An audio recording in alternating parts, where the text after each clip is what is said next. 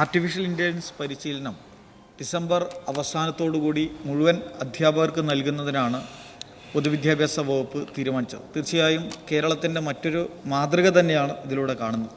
Sir, എന്നാൽ artificial ഇൻ്റലിജൻസിൻ്റെ ഗുണപരമായ ഉപയോഗം മുൻനിർത്തി ഇക്കാര്യം വിദ്യാർത്ഥികളിൽ എത്തിക്കാൻ എന്തൊക്കെ കർമ്മ പദ്ധതികളാണ് സർക്കാർ ആലോചിക്കുന്നത്?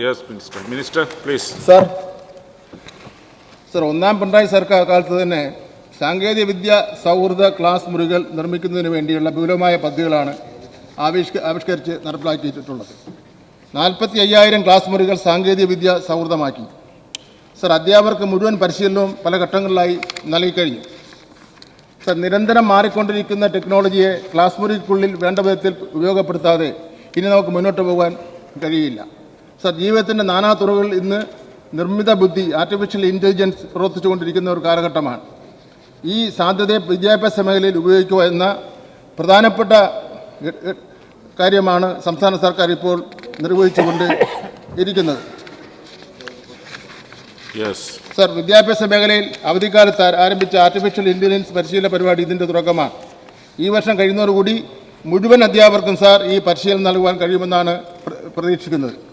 ഈ പരിശീലനത്തോടെ ലഭിക്കുന്ന കാര്യങ്ങൾ അധ്യാപകർ ക്ലാസ് മുറികൾ ഉപയോഗപ്പെടുത്തിയാൽ ഓരോ പാഠഭാഗങ്ങളും ലളിതവും സമഗ്രവുമായ രീതിയിൽ കുട്ടികൾക്ക് പറഞ്ഞു കൊടുക്കുവാൻ കഴിയും.